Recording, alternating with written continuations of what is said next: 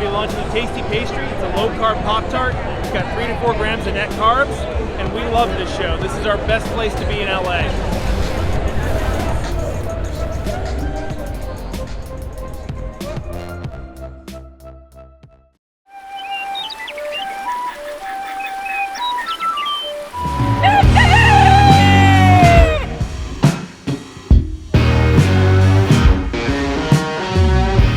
Welcome back to Legendary Foods Muscle in the Morning. I'm Dave Palumbo, and today is Monday, July 5th, 2021. And let's find out what's going on in the world of bodybuilding and fitness. Welcome back, ladies and gentlemen. I hope you had a great 4th of July weekend. It's a new day, it's a new week, and I'm sure you've heard by now we have a brand new Arnold Classic on our hands, in large part to this man, Nick Walker. In case you missed it last week, the Arnold sports team announced that they were adding Nick and Roelly Winklaar to their signature event in October, which sent out shockwaves for a few different reasons. For Nick, this feels like a ballsy move because he doesn't need to do it. He already has the Olympia qualification, which tells me that he wanted to just for the experience and to test himself against the other All-Stars we'll see in that lineup. Also, from a strategic standpoint, competing here also gives him a chance to feel things out before he peaks for the Olympia, which feels like a smart play on his end.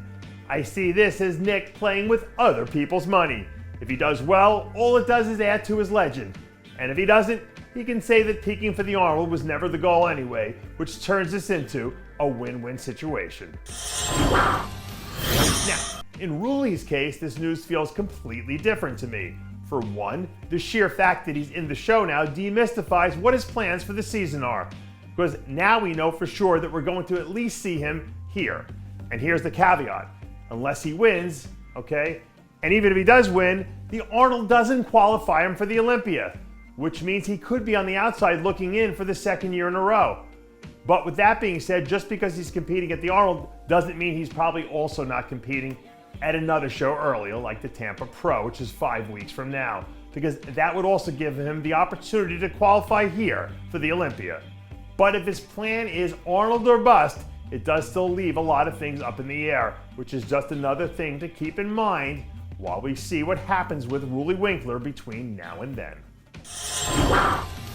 Now, even though Bryan Jones' name wasn't added into the Arnold roster last week, like Nick and Ruley's was, if you're a classic physique fan, the stuff you've seen from him lately might be almost as exciting as what we just talked about. Even though he hasn't competed since the Olympia last year, the updates we've seen from his camp over the last month or so have been out of control. Right now he looks bigger than he was at any point last year. Not to mention the fact that he also looks like he might be ready to step on stage again in a few weeks. Bryan actually earned his Olympia qualification last year by winning the Chicago Pro. And since Chicago is only 3 or 4 weeks away now, that might be a potential destination for him to make his season debut. This guy might be the most improved athlete in the division over the span of the last 2 years. So if he can successfully defend his title in Chicago, I think it'll go a long way towards letting people know that he won't be going anywhere soon.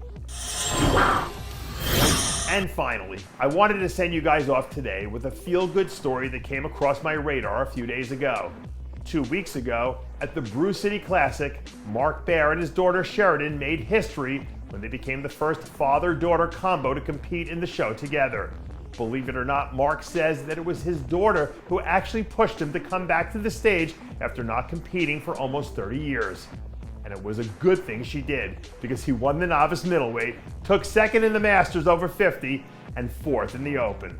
But to tell you the truth, Sheridan was the real star of the family here, because she took second in the true novice and figure, fourth in the novice, and fourth in the Open at 17 years old, which is amazing.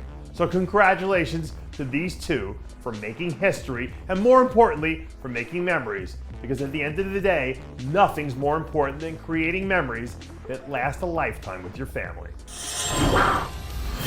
And that does it for yet another edition of Muscle in the Morning. I'm Dave Palumbo, reminding you to always be true to your passions. And make sure to follow us on Facebook, Twitter, and Instagram.